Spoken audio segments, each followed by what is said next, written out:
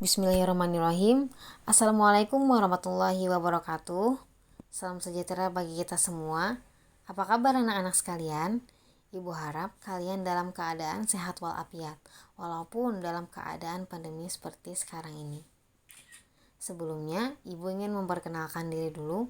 Perkenalkan, nama Ibu Wartina dari mahasiswi Tadris Fisika UIN Antasari Banjarmasin. Pada video Ibu kali ini, Ibu akan menyampaikan materi dinamika gerak yang di dalamnya ada hukum 1, 2, dan 3 Newton.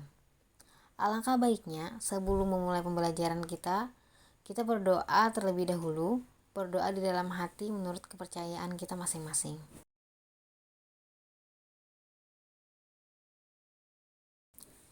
Sebelum kita memasuki materi dinamika gerak, Ibu ingin menampilkan sebuah video animasi terlebih dahulu. Ibu harap kalian dapat menyimak video tersebut dengan baik.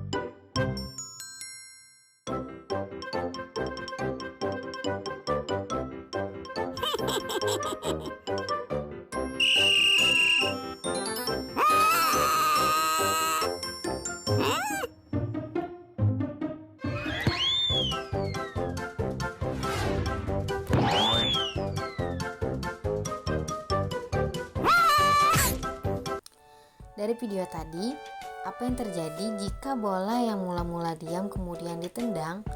Bola tentu akan bergerak, bukan? Nah, itu terjadi karena adanya gaya atau dorongan. Gaya adalah tarikan atau dorongan suatu kekuatan yang mempengaruhi keadaan suatu benda.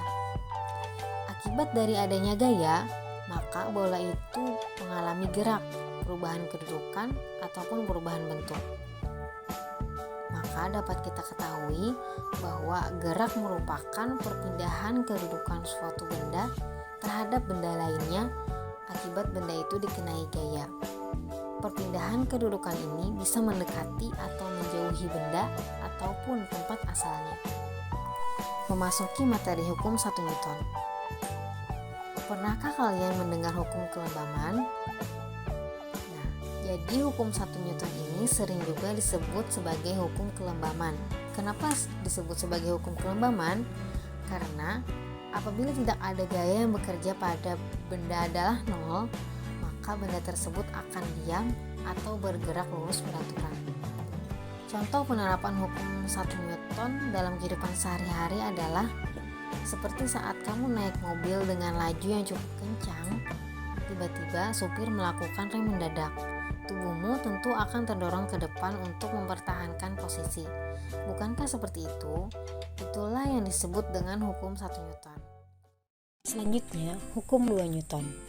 Sebelumnya, pada hukum 1 Newton menyatakan bahwa jika tidak ada gaya total yang bekerja pada sebuah benda, maka benda tersebut akan tetap diam, atau jika sedang bergerak, akan bergerak lurus beraturan dengan kecepatan konstan. Selanjutnya, apa yang terjadi jika sebuah gaya total diberikan pada benda tersebut? Di sini, Newton berpendapat bahwa kecepatan akan berubah. Suatu gaya total yang diberikan pada sebuah benda mungkin menyebabkan lajunya bertambah. Akan tetapi, jika gaya total itu mempunyai arah yang berlawanan dengan gerak benda, gaya tersebut akan memperkecil laju benda. Jika arah gaya total yang bekerja berbeda arah dengan arah gerak benda, maka arah kecepatannya akan berubah, dan mungkin besarnya pun juga, karena perubahan laju atau kecepatan merupakan percepatan. Berarti dapat dikatakan bahwa gaya total dapat menyebabkan percepatan. Bagaimana hubungan antara percepatan dan gaya? Hubungan antara percepatan dan gaya dapat kita alami pada saat kita mendorong sebuah meja.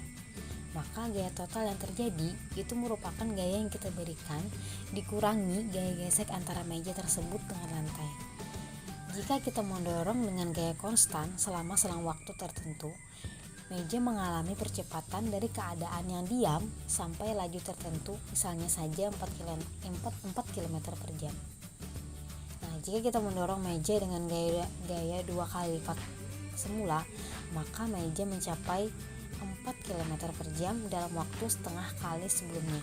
Nah, ini menunjukkan percepatan meja 2 kali lebih besar.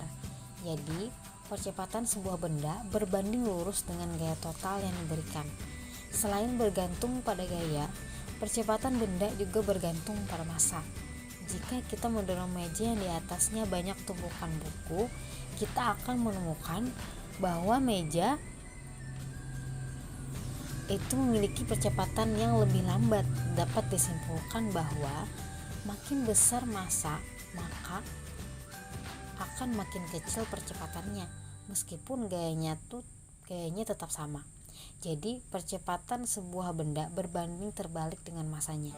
Nah, hubungan ini selanjutnya dikenal sebagai hukum 2 Newton, yang bunyinya adalah percepatan sebuah benda berbanding lurus dengan gaya total yang bekerja padanya dan berbanding terbalik dengan massanya.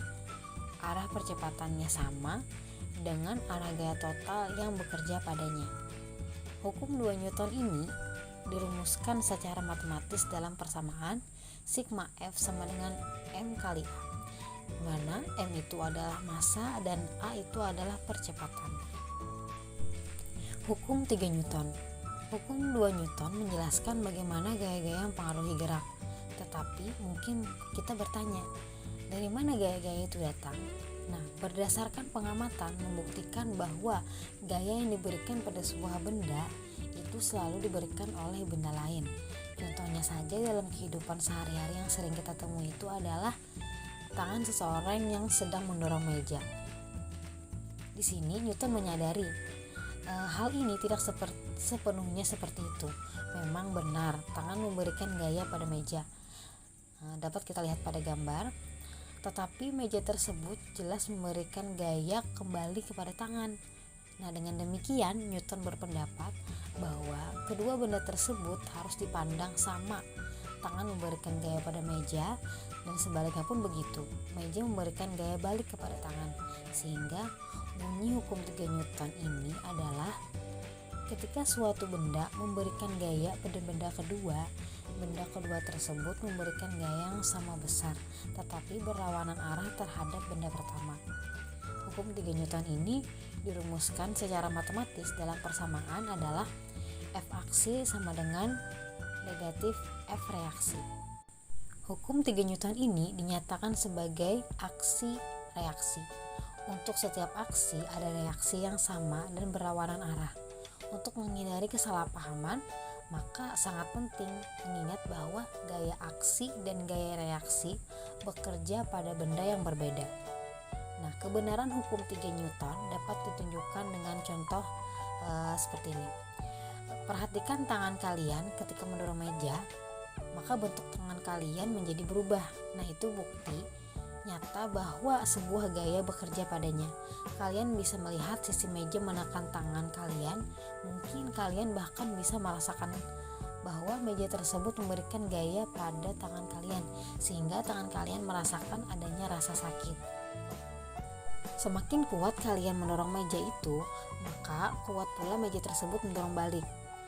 Nah, di sini diperhatikan bahwa kalian hanya merasakan gaya yang diberikan pada kalian, bukan gaya yang kalian berikan pada benda-benda lain. Jadi kesimpulan yang dapat kita ambil pada materi dinamika gerak ini adalah dalam hukum 1 dan hukum 2 Newton dijelaskan bahwa jika sebuah benda diberikan gaya, maka benda tersebut akan berpindah tempat. Jadi semakin besar gaya yang diberikan akan menentukan seberapa jauh benda bergerak, dan benda akan berusaha mempertahankan posisinya. Benda yang diam akan tetap diam, dan yang bergerak lurus beraturan akan bergerak lurus beraturan. Hukum 3 Newton menjelaskan bahwa jika suatu benda mendapatkan sebuah gaya, maka benda tersebut akan mengirimkan gaya yang berlawanan arah dengan kekuatan yang sama besar kepada sumber gaya tersebut. Demikian pembelajaran yang dapat saya sampaikan melalui video kali ini. Saya harap kalian semua dapat mempelajari dan memahami apa yang telah saya sampaikan pada pembelajaran tadi. Jangan lupa jaga kesehatan kalian. Sampai jumpa di video saya selanjutnya. Saya Wartina selaku pengajar. Salah hilap mohon maaf. Wabillahi taufiq wal hidayah. Wassalamualaikum warahmatullahi wabarakatuh.